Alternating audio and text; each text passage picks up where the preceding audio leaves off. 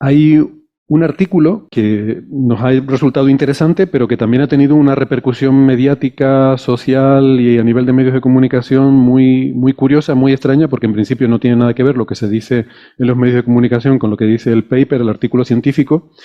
Y es un artículo de nuestro amigo Loeb, que yo creo que ya va empezando, está pidiendo a gritos una sección en Coffee Break. Es que no, este hombre escribe artículos más rápido de lo que yo puedo leerlos. Y mira que suelen ser cortitos y además bien, al punto, fáciles de entender. Y es un artículo que, bueno, como les hemos dicho muchas veces, a pesar de que a veces criticamos muchas de sus idas de olla, que las tiene, también a veces tiene cosas interesantes. Y bueno, de hecho es un investigador muy, muy relevante, sobre todo en el campo de estudios de, en fin, de agujeros negros y lo que pasa es que, bueno, él le gusta todo, ¿no? Y en, en todo se mete, lo cual está bien, me parece muy bien.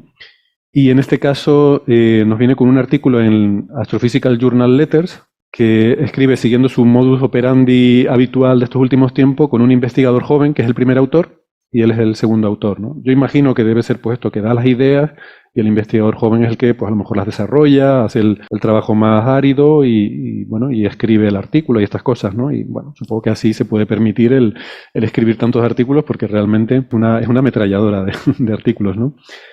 Este artículo se titula El reto de descartar la inflación mediante el fondo primordial de gravitones y lo firman un investigador que se llama Sani Bagnozzi, que es italiano, y Avi Loeb. Este investigador, Bagnozzi, es un investigador joven, un postdoc, que está a mitad de camino entre la Universidad de Cambridge y el Departamento de Física de la Universidad de Trento.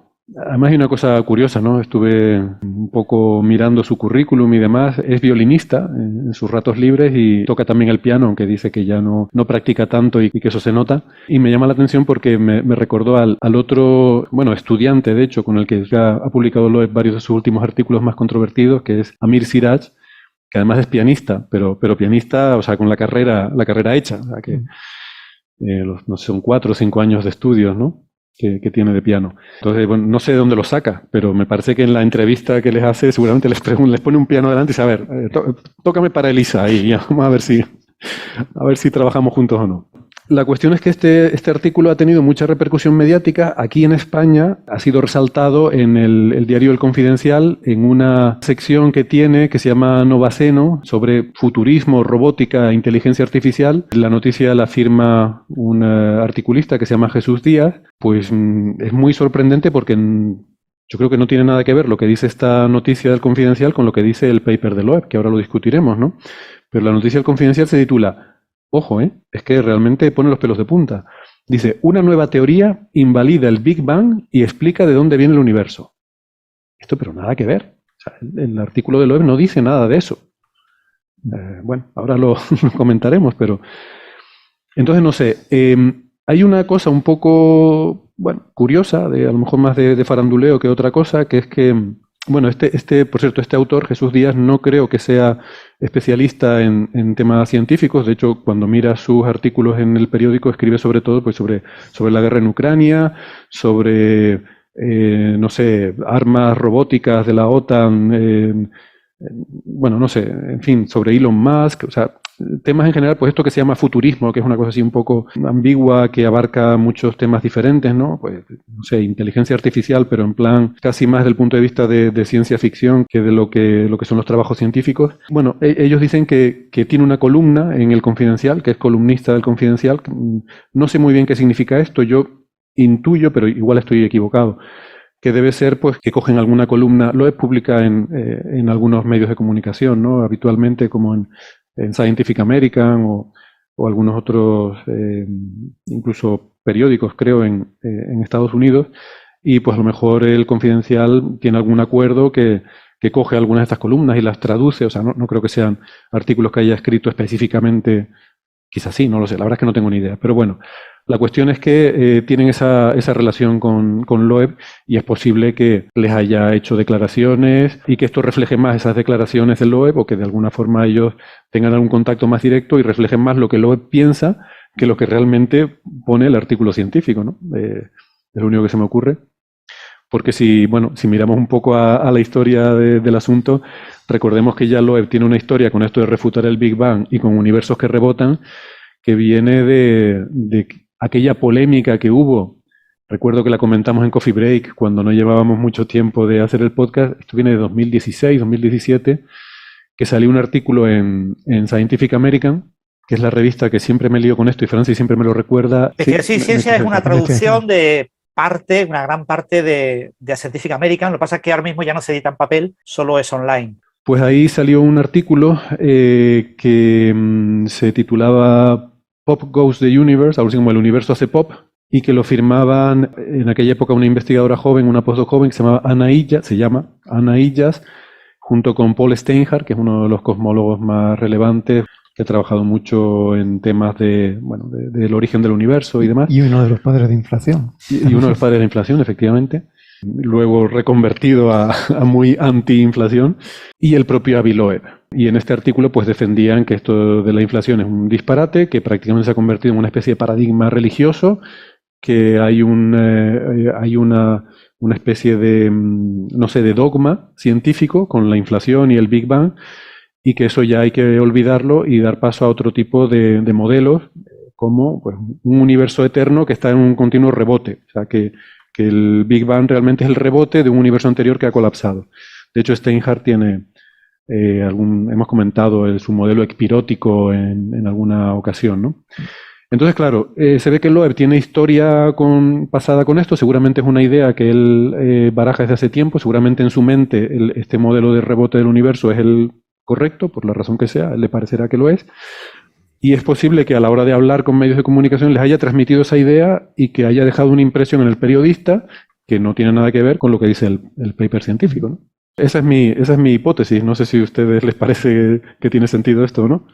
No lo sé, yo la verdad es que en ese tipo de artículos muchas veces no sabes realmente qué se busca con el artículo, porque si lo que buscas es llamar la atención de mucha gente y que se genere mucho eco, pues tienes que exagerarlo todo hasta el extremo, inventarte todo lo que se dice, al menos en el titular y la entradilla, y rezumar todo eso y montar un pastiche que sea atractivo para todo el mundo, ¿no? Entonces quizás se ha buscado eso en lugar de un mínimo de rigor y contar realmente lo que plantea el artículo. A mí la sensación que me da es que el artículo de Confidencial, y hablamos poco de esto y luego más de lo otro, es un artículo que si tú lees el titular y la entradilla, perfectamente podría ser el artículo que cuenta que mencionaba Héctor antes, de 2016. O sea, realmente en el artículo aquel de 2016, pues sí pretendían poner en cuestión el paradigma inflacionario como una teoría que no era potencialmente falsable y dar esa alternativa. O sea que es como un artículo que no tiene nada que ver con realmente la publicación esta. Es de 2017. 2017, vale. Bueno, en fin, supongo que la gente ve este tipo de artículos en la prensa y dice, otra vez, el Big Bang refutado, ¿no? Parece que cada semana estamos con una refutación diferente del Big Bang, ¿no? Bueno, pues si quieren comentamos el paper científico, ¿no? Como digo, de Bagnozzi y Loeb, y es un artículo en el que habla, bueno, aquí hemos hablado mucho del fondo cósmico de microondas, que es esa radiación básicamente de luz, de radiación electromagnética, en este caso ya en forma de microondas en el tiempo actual, que es un remanente de ese origen del universo, ¿no? El fondo cósmico de microondas se formó a 380.000 años después del inicio del universo. Un remanente de la formación de los primeros átomos, ¿no? Sí. Tanto de hidrógeno como de helio, esa formación de sus primeros átomos en las que se ligan los electrones a los núcleos, pues la última interacción había un plasma de fotones, electrones y núcleos, y la última interacción de los fotones con electrones los deja marcados a los fotones. Cuando se forman esos átomos, el universo se vuelve neutro y transparente y nos quedan algunos de esos fotones marcados con su última interacción, y eso es lo que llamamos el fondo cósmico de microondas. Exacto.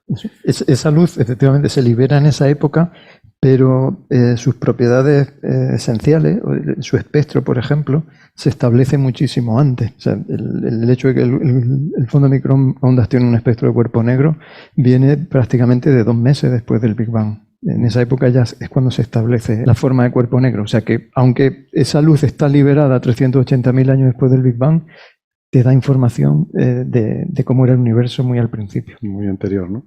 Ese es uno de los fondos cósmicos. Otro fondo cósmico que no se ha detectado es el de neutrinos, pero que hemos comentado aquí varias veces, que se supone que debe existir un fondo cósmico de neutrinos. No hay detección directa, pero sí tenemos evidencia indirecta. Y de hecho está un poco relacionado con lo que vamos a comentar aquí. Tenemos evidencia indirecta de que existe ese fondo de neutrinos. ¿Cuál es esa evidencia indirecta? A través del propio fondo cósmico de microondas. O sea, la contribución de ese fondo de neutrinos al número de especies relativistas, que eso determina la forma del espectro de potencia de las señales del fondo cósmico de microondas en escalas angulares pequeñas. Entonces, las medidas que se han hecho por Planck y otros experimentos permiten decir que el número efectivo de grados de libertad asociado a neutrinos, básicamente esperamos por el modelo estándar que sea 3 familias de neutrinos, y eso lo hemos medido con un error ya de 0,2 o así. Ya. O sea que, vale, pero eso nos dice que hay neutrinos en el universo. Hay un fondo de neutrinos. Cósmico, sí. bueno. El fondo cósmico de neutrinos tiene una temperatura de unos 2 Kelvin, ¿no? El fondo cósmico de microondas en la actualidad tiene una temperatura de unos 2,7. Y el fondo cósmico de neutrinos se supone que surgió en los primeros segundos del Big Bang, no a los 380.000 años, a una temperatura muchísimo más alta. Eso es. Y aquí se habla de un tercer fondo cósmico, que no es ninguno de esos dos. Es uno que, de hecho, creo que no lo hemos comentado nunca en Coffee Break, que es un hipotético fondo cósmico de gravitones, que son partículas hipotéticas que no sabemos si existen, que nadie las ha visto, que nadie las ha detectado, y que son un poco una predicción de teorías de gravedad cuántica, pero que es algo totalmente hipotético. Entonces, insisto en eso, ¿por qué? Porque el artículo dice que si existen estas partículas gravitones y existe un fondo cósmico de gravitones que sería extremadamente poco energético, con una temperatura característica de menos de 1 grado Kelvin. Si existe todo eso y lo pudiéramos detectar, plantearía un problema para los modelos de inflación, porque la inflación debería haber borrado ese fondo cósmico de gravitones. Perdona, Héctor, para los oyentes, no se dice 1 grado Kelvin, se dice 1 Kelvin. Entonces, fíjense, esto es como si dijéramos, ¿cómo se hila esto con la idea de se refuta el Big Bang porque hay una nueva teoría?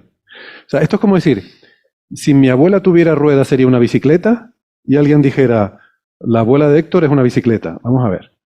De hecho, es incluso peor. Estamos hablando de que si se detectara un fondo, que no sabemos si existe o no existe, de unas partículas que ni siquiera sabemos si existen o no existen esas partículas, si se detectara, eso sería difícil de explicar con los modelos de inflación. Y eso está genial, porque es una de las predicciones que nos permitiría, siempre se ha criticado, de hecho el propio Loeb, en ese artículo en Scientific American, justamente lo que criticaban, el carácter dogmático de la inflación es porque es difícil de falsar.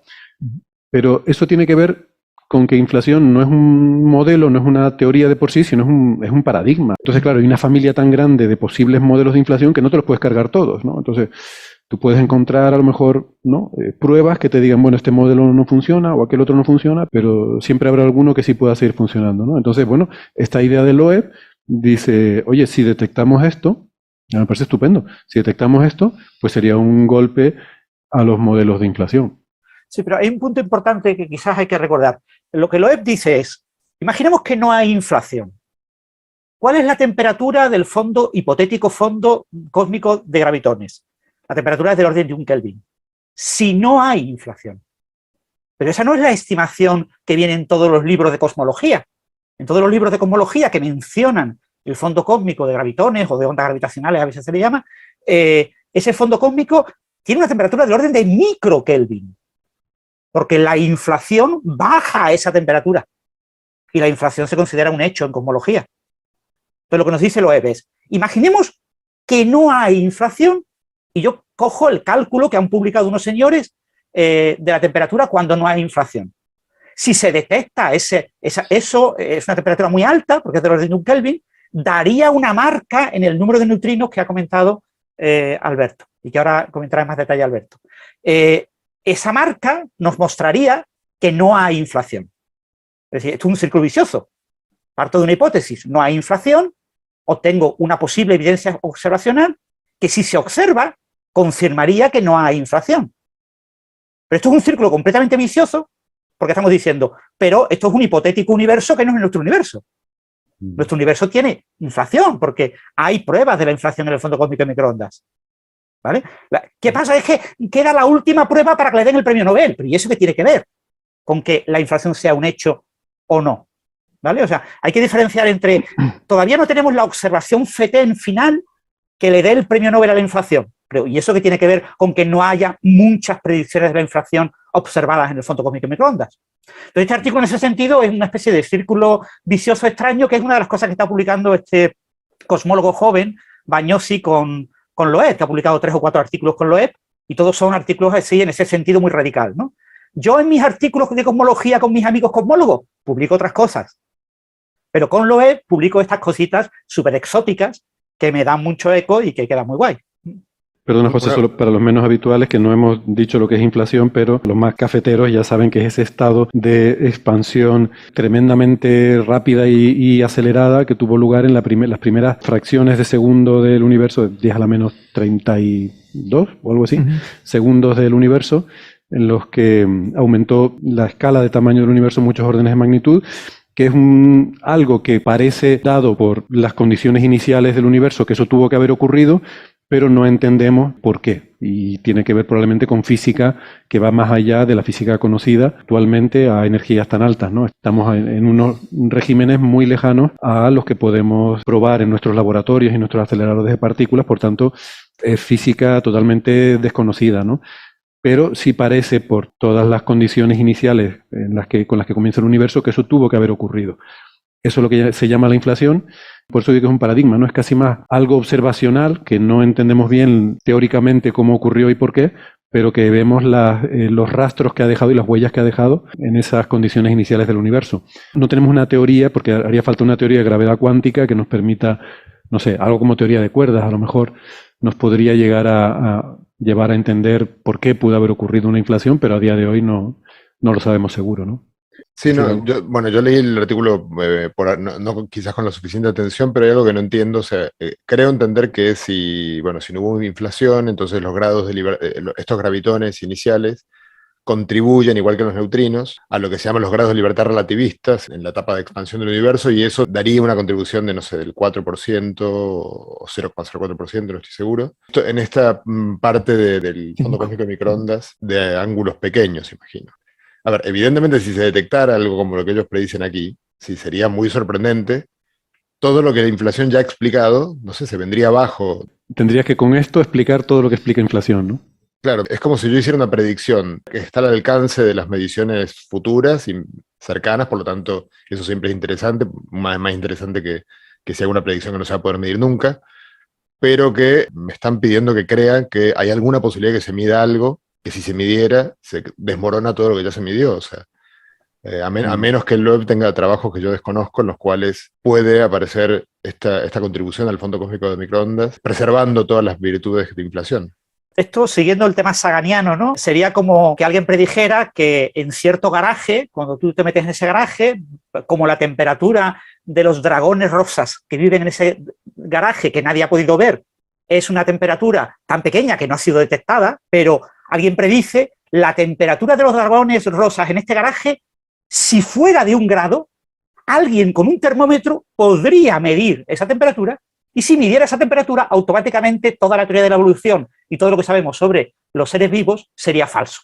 Eso sería un equivalente a lo que han hecho esta gente, ¿no? Si la temperatura fuera millones de veces más grande de lo que creemos que es, entonces, si además la podemos medir con los instrumentos que tendremos en la década de los 2030-2040, y aparece la asignatura, la marca en el fondo cósmico de microondas que esperamos si la temperatura es millones de veces más grande, entonces habrá que revolucionar toda la cosmología y habrá que tirar el Big Bang por la basura. Pero nadie espera que esa temperatura sea millones de veces más grande.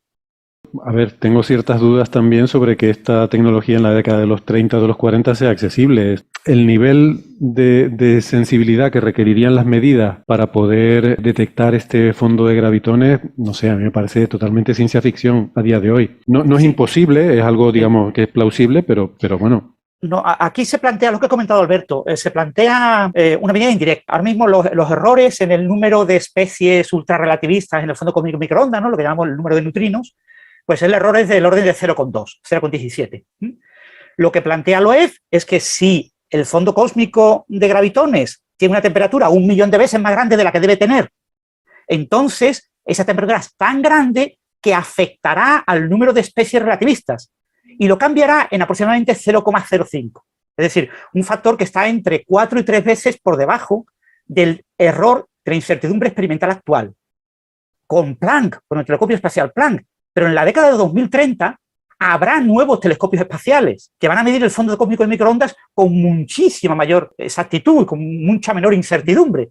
Y es posible que se baje este error en un factor de 3 o 4. Con lo que esos instrumentos potencialmente, si este extraño e hipotético e imposible efecto existiera, serían probablemente capaces de observarlo del orden del año 2040. No sé, ¿tú qué opinas, Alberto? La forma de medir este fondo hipotético de gravitones, o sea, básicamente lo que hace es un ejercicio en 2 pasos, ¿no? Lo primero que dice es, bueno, utilicemos efectivamente lo que está diciendo Francis, los experimentos de nueva generación de fondo cósmico y microondas que se van a hacer desde Tierra en la próxima década, más los experimentos que trazan, que van a hacer mapas de la distribución de estructura a gran escala en el universo. Las predicciones concretamente del LSST y de Lightbird. Sí, Lightbird es el satélite de JAXA, de la agencia japonesa en la que participamos también en Europa. Y el S4. Y el S4 es toda la batería de telescopios desde Tierra que van a estar operando desde Chile y desde el Polo Sur en la próxima década para hacer mapas de la polarización del fondo de microondas a niveles de precisión impresionantes. Entonces, la predicción es que el combinado de estos experimentos van a darnos la capacidad de poder medir cuál es ese número efectivo de grados de libertad relativista que tenemos en la teoría. Pero fíjate los números, o sea, pone 0,021 el sigma del número ese de especies efectivas al que se refería Francis antes, combinando S4 y Lightbird, el sigma es 0,021. Sí. Puedes llegar a darle una detección 2 sigma en ese caso. Puedes llegar a una detección 2 sigma, pero me parece optimista. Sí. Y luego, en el caso óptimo, con Euclid y una futura hipotética misión que supera Lightbird, que es Pico, que es una propuesta que viene de Estados Unidos, pues se podría llegar a los 3 sigma. Está ahí al borde, pero bueno, potencialmente es algo que a finales de la próxima década se podría llegar a detectar. El problema es que una medida de un exceso con respecto al valor que esperamos del modelo estándar en este número efectivo de grado de libertad relativista no tiene por qué apuntar unívocamente a esto. O sea, puede haber muchas otras posibilidades que den ese exceso de contribución. ¿Vale? Entonces, claro, eso es una cosa que tenía apuntada aquí. O sea, es que aquí estás asumiendo que desde la física conocida, que es lo de los aceleradores, teraelectronvoltios, lo que hemos podido probar con el modelo estándar tal como hemos podido probar hasta ahora, desde ahí hasta las escalas de Planck, o sea, todo eso que se llama el desierto en física de partículas, no hay nada. Eso es. No existen más partículas que las que ya son conocidas. Y estos gravitones. Entonces, claro, la segunda parte de este artículo viene del hecho de que, bueno, supongamos que tenemos una detección de que hay un exceso en el número de grados de libertad relativista. ¿Cómo podemos identificar que ese exceso son realmente el fondo de gravitones? Y ahí es cuando viene toda esta idea de intentar hacer una detección directa utilizando medidas espectrales, básicamente del fondo de microondas, que básicamente es la misma tecnología que se está utilizando hoy en día para intentar detectar acciones. ¿Vale? O sea, acciones se pueden generar fotones en presencia de campos magnéticos. Y estos gravitones, por un efecto similar, pueden convertirse a fotones y producir un exceso de emisión que con experimentos que sean capaces de medir el espectro, bueno, el rango de frecuencia en las que observamos el fondo de microondas, si observamos un exceso de radiación con respecto a lo que nos dice el modelo estándar, pues eso podría ser consistente con esta presencia de ondas gravitacionales. O sea, esto es buscar un campo magnético, tener imanes. Sí, bueno, el campo magnético te lo da el universo, o sea, puedes ver la conversión, por ejemplo, en el centro de nuestra galaxia o a lo largo de estructuras. El campo de ondas gravitacionales se supone que está ahí, el campo de gravitones, y se trata de, bueno, ver cuál es el nivel al que estaría esa señal. Y claro, encuentran señales que están básicamente pues 10-12 órdenes de magnitud por debajo de la sensibilidad de experimentos actuales.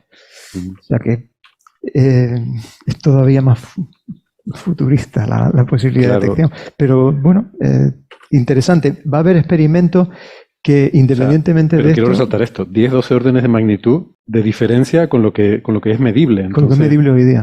Por eso digo que es que me parece, no sé, me parece todo muy ciencia ficción. Aquí habla de estos experimentos de detección de acciones, que sería el mismo principio, ¿no? Por eso sí, el campo magnético, al pasar la acción, se puede convertir en un fotón al interactuar con el campo magnético, y lo mismo podría ocurrir con un gravitón, ¿no? Sí.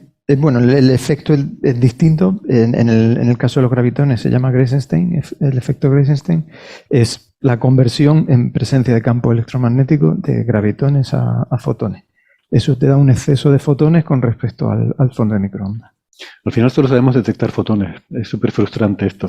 Tenemos que hacer que las cosas interactúen con cosas y produzcan fotones. Y eso es lo que detectamos al final. Bueno, también sabemos detectar neutrinos, y ondas gravitacionales. ¿Cómo se ve que el jefe faltó la semana pasada?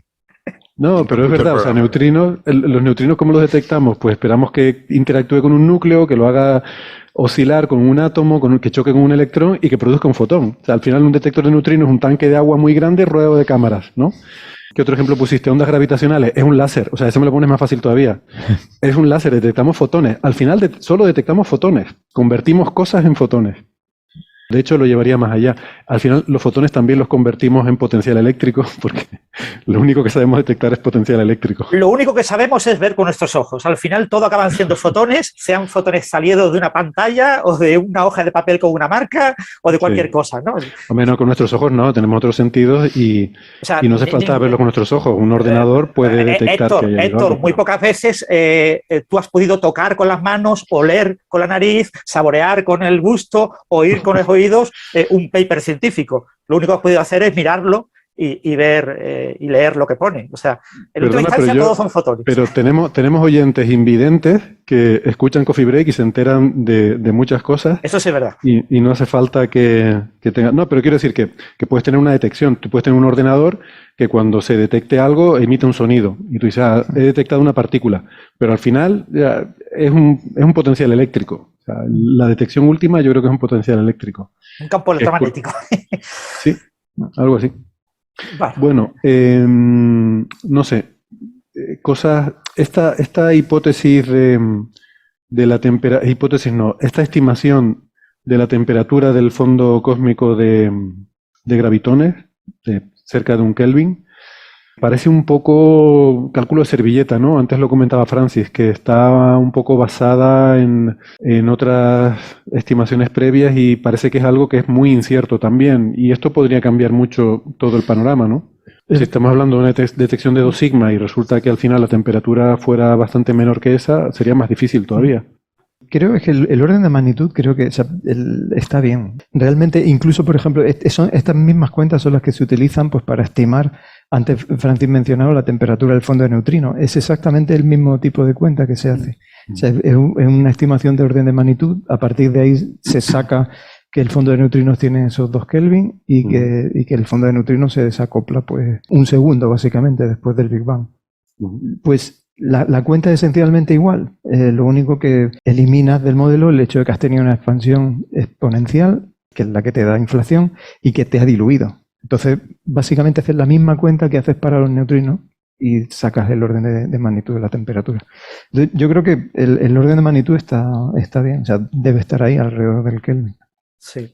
Bueno, ellos referencian un artículo de revisión, un artículo en Progressing Particular Nuclear Physics de un tal Máximo Giovanni, que es un artículo largo que revisa los diferentes modelos y que empieza por ahí, ¿no? Empieza diciendo, imaginemos que no hay inflación, imaginemos ¿qué temperatura tendríamos? Y estima la temperatura, además la estima en 4 o 5 fórmulas, que no es un cálculo difícil. Lo que pasa es que posteriormente, en ese artículo se dice, bueno, pero es que claro, todos los cosmólogos dicen que hay inflación, pues habrá que hacerle caso a los cosmólogos, ¿no? Que son los que saben de cosmología. Y entonces ya hace cálculos y pone diferentes límites y ahí es donde aparecen números del orden del microkelvin. Depende del modelo cosmológico, los números máximos que yo recuerdo son como de 50 microkelvin y así hasta del orden de algo menos de 1 microkelvin, según el modelo inflacionario utilizado. Entonces, claro, estamos hablando 1 millón de veces por debajo de la temperatura. O sea, eso es lo que se espera. Sí, pero yo creo que eso es justamente lo que está diciendo este artículo. O sea, creo que lo que dice es que tú tienes la generación de estos gravitones y luego viene la inflación y te lo borra. Que es eso de decir es que se me baja a 1 microkelvin, ¿no? Y entonces lo que dice Loeb, bueno, y Bagnocchi, es que si llegamos a medirlos y los detectamos, como la inflación los debería haber borrado, pues quiere decir que no ocurrió la inflación. ¿no? Creo que Sí, al sí. final esa es la lógica Sí, sí. subyacente. Sí, sí, esa es la idea- lógica, sí. La idea está bien, pero... Sí. Y probablemente con las medidas que tengamos en una década o así, pues podremos decir Si le hay un tenemos que darle exceso, premio ¿no? Nobel a Loeb o si solamente volvemos a darle una pequeña colleja. Una de las miles de collejas que ya ha recibido.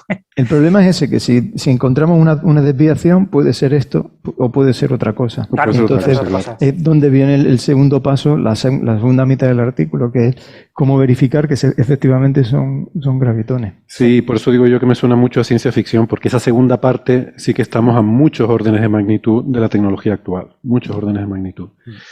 Entonces, y además, es que parece lógico, es que no sé, ustedes están más metidos en el mundo de las altas energías. José, no sé qué opinas, pero asumir que no hay nada más allá del modelo estándar hasta llegar a la escala de Planck, ostras, es una suposición muy fuerte. O sea, lo natural parecería lo contrario, ¿no? Sí, sí. De todos modos, yo creo que esa crítica o ese comentario vale también para la cosmología estándar. O sea, yo creo que hay mucho terreno para novedades, ¿no? Por supuesto, en la cosmología. Incluso la lambda CDM, si más adelante se descubre que hay nuevas partículas o que estos grados de libertad relativistas efectivamente cambian y son mucho mayores. O sea, sí, sí. Sí, hay que recordar una cosa, quizás para situar un poco a los oyentes. La inflación parte de los modelos de gran unificación. Es una de las predicciones de los primeros modelos, de las primeras teorías de gran unificación, ¿no? A finales de los 70. Las teorías de gran unificación hay una rotura, porque esa simetría no se observa a baja energía. Son teorías en las que se unifica el electromagnetismo, la interacción débil y la interacción fuerte en una única superfuerza, ¿no? Y claro, esa superfuerza tiene que estar rota. Entonces, si está rota, tiene que estar rota por una familia de bosones de Higgs, de campos de Higgs que actúen rompiendo esa simetría. Y estos campos de Higgs son los primeros modelos inflacionarios. Lo que se estudió en los primeros modelos inflacionarios son qué implica la existencia de esos campos de Higgs, ¿no? Y una de las cosas que implica es que algunos de ellos se comportan como, pues eso, como un vacío con una energía de vacío negativa que hace que el espacio-tiempo se expanda. Y se expande exponencialmente, y se forman burbujas, todo eso, de ahí nació la inflación cósmica. Entonces, los modelos de inflación cósmica, la mayoría acaban, como habéis comentado, 10 a menos 32 segundos, 10 a menos 30 segundos, porque la rotura de la gran unificación ocurre a los 10 a menos 37, 10 a menos 35 segundos, dependiendo del modelo de gran unificación. Luego, la inflación nos está diciendo que ya hay algo ahí a una escala de energía menor que la escala de energía de Planck y, por supuesto, mucho mayor que la escala de energía del modelo estándar. Claro, sí, hay que hacer compatible la inflación con la no observación. Cuando uno rompe simetrías como de gran unificación, que tampoco sabemos si hay gran unificación, ¿no? Pero en la expectativa que tenemos los físicos teóricos, normalmente aparecen monopolos magnéticos cuando uno rompe grupos de simetrías más grandes, de simetrías más pequeñas. Entonces, la no observación de monopolos magnéticos tiene que hacerse compatible. O sea, el relato de qué vino antes que qué tiene que ser compatible con que no hemos observado. Si se hubiera producido inflación y luego se hubiera roto la simetría, entonces habría monopolos magnéticos en el universo ya inflado, por lo tanto no estarían diluidos. Entonces tienen que producirse, si es que los hay, antes de inflación para que se diluyan y expliquen por qué no los observamos. Yo, de todas formas, no creo tampoco que haya motivos para dar collejas por este artículo, Francis, aunque al final no se pueda confirmar o no tenga razón o tal. A mí este me parece uno de los artículos buenos de Loeb, ¿no? No sé. Sí, yo qué sé, son artículos muy especulativos. Yo qué sé, se puede escribir el artículo de muchas maneras y está escrito de una manera para reforzar sus argumentos, que puede llevar a este tipo de noticias que ha ocurrido en prensa, ¿no? En el Confidencial, ¿no? Tú lees el artículo y parece que el orden en que están puestas las cosas no es el orden adecuado. Yo hubiera escrito este artículo de manera completamente diferente, siendo mucho más humilde y diciendo, mira, esto es lo que hay, esto es lo que sabemos, pero pongamos la hipótesis de que no hubiera ocurrido esto, no hubiera ocurrido lo otro, qué consecuencias tendríamos, cómo lo podíamos observar, cómo lo estimamos y dejar claro que es una... Pero no se hace eso. Claro, pero si haces eso, uno, no eres Loeb, y dos, probablemente te rechacen el artículo. Bueno, no lo sé, depende, porque Loeb es un catedrático de Harvard que tiene mucho prestigio y lo mismo le publican todo lo que envíe. Puede ser, pero si la forma en la que lo escribes es, supongamos que ocurriera esto, que todos sabemos que no puede ocurrir, entonces, bla, bla, bla, y el artículo es la realización de esa idea, pues yo creo que el referee lo lee y probablemente ya se predispone mal, o sea, dice, bueno, pues no. Bueno, está bien, pero es Loeb, dejémoslo pasar. Pero en cambio, si tú lo propones como lo que voy a presentar es una posibilidad de demostrar experimentalmente dentro de 10 años de que inflación no ocurrió, hostia, eso ya suena a algo de otra jerarquía, ¿no? Lo que pasa es que yo creo que si uno no es Loeb y uno redacte el artículo de esta manera, probablemente te lo rechacen igual porque sí, depende del referee. Yo que sé, un cosmólogo como Alberto lo mismo hubiera criticado mucho este artículo desde el punto de vista cosmológico, y quizás este artículo ha pasado por manos de un astrofísico que no es experto en cosmología y tampoco es experto en inflación ni en algo tan exótico como el potencial fondo de gravitones primordial, y quizás ha aceptado el artículo por otras razones, porque le ha gustado los cálculos, como a Héctor, ¿no? Le ha gustado los calculitos y ha dicho, mira, qué guay, ¿no? Qué cosita, esto no lo he visto calculado nunca, qué maravilla, vamos a aceptárselo. Lo que ocurre es que, bueno, no sé, el hecho de que haya una predicción medible, ¿sabes? Que ellos siempre han criticado, ¿no?, el tema de que la inflación no es falsable. Bueno, esto te están dando una herramienta, ¿no? Si dentro de unos años medimos el número efectivo de grados de libertad relativista y se mide lo que predice el modelo estándar, está bien, o sea, puedes utilizar ese argumento para decir, ha tenido que haber una inflación porque si no, tendríamos que haber detectado un fondo de gravitones. Entonces, como predicción, a mí me parece interesante también. Yo por alusiones quiero decir que yo, no es porque me gusta el artículo, no es porque me parezca interesante el calculito, sino porque la idea de por sí me gusta, o sea, me gusta que se piense en estas cosas y que haya una posibilidad de falsar la inflación. O sea, creo que esto lo que hace es que le da un apoyo al paradigma de inflación porque borra la gran crítica que le hacía mucha gente, entre ellos el propio Loeb, de que no hay ninguna forma de demostrar que es falsa. Bueno, ahora hay por lo menos una. Tecnológicamente no tenemos la capacidad, pero teóricamente se podría llegar a tener. No, pero sí hay forma de demostrar que la inflación es falsa. Hasta ahora ha pasado todos los tests que Claro, es que hasta ahora los ha pasado. Es que, claro. O sea, aquí la crítica fundamentalmente, bueno, no sé qué opinará como cosmólogo Alberto, pero la crítica fundamental a por qué la inflación se dice que no es falsable. Pues se dice que no es falsable porque puede ajustar con diferentes modelos inflacionarios cualquier valor de R. El cociente entre los modos tensoriales, la cantidad de energía que en el recalentamiento pasa al espacio-tiempo respecto a la cantidad que excita los campos de partículas. El valor de R yo lo puedo ajustar cambiando de teoría inflacionaria desde valores del orden de 0,2, 0,25 hasta valores del orden de 10 a la menos 10 o incluso menores. Es decir, tengo muchísimos órdenes de magnitud para ajustar un parámetro que aún no ha sido observado experimentalmente y que los límites experimentales nos lo ponen por del orden de, no recuerdo, 0,03 o algo así, suelen ser los últimos límites, como del orden del 3%, digamos. Y con esos límites eliminamos algunos modelos inflacionarios. Los primeros modelos inflacionarios se pueden eliminar, se pueden descartar porque predecían un valor demasiado grande. Pero que con una idea, que es la inflación cósmica, que se puede expresar en muchos modelos diferentes, más de 200 modelos diferentes, y gracias a tener tantos modelos con la misma idea, logro ajustar un único parámetro, digo que la teoría no es falsable. Pero tú dices, pero vamos a ver, también predice el espectro de potencias, que dice que ns es menor que 1, y se ha observado que es menor que 1. Predice anisotropías gaussianas, y se han observado que las anisotropías son gaussianas. La no gaussianidad es muy pequeña. Son predicciones de la inflación. Es decir, la inflación ha pasado test experimentales. Los argumentos de los críticos, ¿no? De la gente como Loeb, como Steinhardt. Sí, pero la idea esa de que la inflación es falsable acaba siendo una idea básicamente focalizada en un único punto, en un único lugar. Es como decir, tengo el gigante perfectamente aposentado, pero tengo el tobillo que parece que es la zona débil. Pues me focalizo en la zona débil y digo, el gigante caerá si golpeo el tobillo. ¿Vale? Pero es que el gigante tiene unas patas, unas piernas, unos pies enormes y está perfectamente aposentado. Prácticamente imposible que tirándole en el tobillo acaba cayendo, ¿no? Pero no, iba a puntualizar que realmente es una forma de falsar no un modelo concreto de inflación, sino el paradigma. Claro. ¿Vale? O sea, claro. Dentro del paradigma inflacionario no deberías detectar este fondo de gravitones. Como predicción me parece interesante, pero yo creo que para Loeb no le parecerá una forma de falsar inflación porque no estás testando un modelo específico. O sea, la crítica que ellos hacen sigue ahí. Fred Hoyle lo que propuso es una idea muy curiosa, es decir, bueno, no me gusta el Big Bang porque eso de que el universo tenga inicio, filosóficamente, cualquier persona científica debe de concebir que el universo es eterno. El universo debe ser eterno, es lo natural, ¿vale? Lo que cabe en la mente de cualquier persona, un universo completamente eterno. Solamente las personas religiosas piensan que el universo tuvo un origen porque fue creado.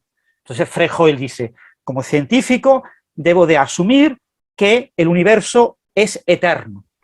Pero claro, se observa una expansión cósmica. ¿Cómo explico yo la expansión cósmica si el universo es eterno? Porque está creándose materia de la nada de manera continua. Eso es lo que nos dice Fred Hoyle. Sustituye la creación del universo por la creación de energía y materia de manera continua en el universo, para poder explicar la expansión. Claro, tú me dices, ¿qué es, desde el punto de vista científico, con los pies en la tierra, más razonable, más parsimonioso? Obviamente que se ha creado el universo, no que se esté constantemente creando materia. La creación de materia no ha sido observada y cambiaría muchísimo todo nuestro conocimiento. Por supuesto, los gamma ray bursts, ¿no? Los grandes brotes de rayos gamma, en su momento se interpretaron como posible señal de la creación de materia en ciertos lugares y cosas por el estilo. Pero aquí tenemos que compensar bien, es decir, no es que sea una teoría de estado estacionario, un universo eterno y estacionario en el que pasa lo que conocemos. No, es que pasa algo mágico, que es el incumplimiento de la ley de conservación de la energía. Se está creando energía. Eso es lo que nos plantea Hoyle. Claro, eso es una cosa que en su momento pues, se tenía que caer por su peso. Pero bueno, costó trabajo hasta que se murió él y sus sucesores en esa idea. La idea estaba ahí permaneciendo de fondo. Y hablando de fondo, o sea, el hecho de medir el fondo de microondas fue básicamente lo que tumbó todas estas teorías. Que no hemos hablado de lo de Quijote. Que el haber detectado el fondo de microondas es la muestra, la evidencia más fuerte que tenemos de que hay evolución cósmica. Sí, eso está claro. Pero fíjate, por ejemplo, Narlikar, ¿no? El gran sucesor de Hoyle, ¿no? El alumno de Hoyle aventajado, tenía pocos años menos. Que él, hasta que no se muere Narlikar ha descendido, jurado y perjurado y publicado en las mejores revistas del mundo, porque podía publicar en las mejores revistas del mundo, porque era muy famoso. Incluso tiene libros divulgativos, que el fondo cósmico microondas se podía explicar perfectamente por la creación de materia en el universo. Que era la señal natural de ese proceso creativo que había propuesto Fred Hoyle, y lo estuvo diciendo hasta que falleció. Narlikar era compañero de Hawking de despacho. Sí. Y qué raro, porque Hawking, todo lo que Narlikar le contaba de lo que estaba investigando es lo que más lo convenció de que era incorrecto. Yo te digo, es una teoría muy exagerada, o sea, lo que pasa es que a veces se cuenta como que es una cosa como muy natural, ¿no? Pero es que te rompes toda la física, o sea, la teoría del estado estacionario, en rigor, consistía en coge toda la física y tira a la basura, y renace con una nueva física firmada por Hoyle, ¿no? Claro, eso es para darle un premio Nobel y darle todo lo que tú quieras, pero es que no es tan fácil, no podemos tirar toda la física por la cara, ¿no? Y sí que tengo una duda para los cosmólogos, porque menciona que una forma de demostrar esto o de obtener esto sería mediante ondas gravitacionales del fondo de microondas. Vamos, de los gravitones. ¿Eso puede hacerse? Es lo que hemos estado comentando antes. O sea, no detectas... Perdón, que me lo perdí. Sí, pero lo recordamos. O sea, no detectas directamente esos gravitones, ese fondo de gravitones, sino que esos gravitones en presencia de campo magnético se pueden transformar en fotones, y entonces intentas hacer esa detección con experimentos futuros que miden ese exceso de fotones que proviene de los gravitones. Qué maravilla. Son señales pequeñísimas. Mencionábamos antes, pues, 10-12 órdenes de magnitud por debajo de los límites de sensibilidad de los experimentos actuales. Pero bueno, es interesante pensar que hay ondas gravitacionales en frecuencias tan grandes. O sea, pensar que el fondo de microondas lo estamos detectando de los gigahercios para arriba, ¿no? Y pensar que hay ondas gravitacionales con esas frecuencias tan descomunales, o sea, comparación, mirarlo, o sea, las que se han detectado en LIGO son de frecuencias de hercios, y las que vienen de inflación son frecuencias de 10 a la menos 12 hercios, una cosa así. Y aquí estamos hablando de gigahercios, 10 a la 9. O sea, son frecuencias altísimas para las ondas que hemos medido, ¿no? ¿Y no se estiran con la expansión cosmológica? No lo he pensado eso. No sé. Claro, porque la señal... Sí, pero bueno, pero el efecto es igual que en las ondas gravitacionales que hemos observado, ¿no? Hemos observado entre cientos de hercios y pocos kilohercios. En ese rango hay un efecto debido al desplazamiento al rojo, ¿no? A la expansión cósmica. Pero como estamos observando de fuentes relativamente cercanas, en esas fuentes cercanas el efecto es prácticamente despreciable. Sí, pero ¿qué está diciendo José Alberto? Estamos hablando de gigahercios, ¿no? Sí. De gigahercios de ondas gravitacionales, que son frecuencias muy, muy altas. Hay una cosa sobre este artículo por lo cual sorprende incluso más, en la línea de lo que decía Sara, sorprende incluso más los artículos en prensa, que efectivamente yo veo el artículo razonablemente neutro. Estoy de acuerdo con Sara que aquí no están diciendo hay que tirar la inflación. De hecho, el propio título habla de lo difícil que es tirar abajo la inflación, ¿no? Dice, por ejemplo, cuando propone alternativas, propone dos, básicamente. Una de ellas es un universo con rebote y que sospechamos que es el que le gusta a Loeb por la historia previa y el artículo aquel primero con Illa y con Steinhardt. A pesar de que es el que le gusta a Loeb, empieza apuntando dificultades. Dice, dentro de las cosmologías con rebote, lo difícil es producir un fondo de gravitones. Incluso dentro de ese modelo dice que es difícil producir un fondo de gravitones, ¿no? Dice, hay una fase de contracción en la que no podrían producirse, tendrían que ser en la fase de expansión. O sea que, bueno, se podrían hacer, pero no está diciendo, esto lo explicaría claramente el modelo de rebote, sino diciendo, bueno, el modelo de rebote, en fin, tiene sus problemas también con esto. Y luego habla de escenarios emergentes, ¿no? Lo vi equilibrado en ese sentido. Por ejemplo, mira, tiene una frase que contrasta mucho con el artículo en El Confidencial, que firma Jesús Díaz. Dice, el artículo del Confidencial dice, leo textualmente, dice, la teoría inflacionista del Big Bang comenzó a resquebrajarse a partir de los primeros resultados científicos del satélite Planck y la medición del fondo cósmico de microondas. O sea, la medición del fondo de microondas fue el primer espaldarazo observacional importante de la teoría del Big Bang. Pero bueno, quedémonos con esa frase y vamos a pensar, ¿dónde se habla de esto? En el paper de Loeb. Y la única referencia es en el primer párrafo de la introducción, la última frase dice justo lo contrario, dice, las predicciones de algunos de los modelos inflacionarios más simples están en un notable acuerdo, en un importante acuerdo, con las observaciones del fondo cósmico de microondas y con la estructura a gran escala. Lo cual se ve habitualmente como un signo del éxito del paradigma de la inflación. O sea, es que dice justo lo contrario. Entonces yo no sé de dónde sacan. Por eso digo que este artículo... Pero es que los titulares están mal, porque si leéis el otro, el de Nieves, va por una vía muy parecida. Ah, no he visto el de Nieves, ¿qué dice? No lo he visto. Pues espera, os lo busco mientras habla Alberto. Vale. Digo que que parece que no está escrito para este artículo. O sea, me da la y si sensación el que está Big Bang escrito no para el fuera antiguo. lo que nos han dicho. Sí. No, es verdad lo que tú dices. Es como si estuviera escrito sobre el artículo de 2017 en Scientific American. Bueno.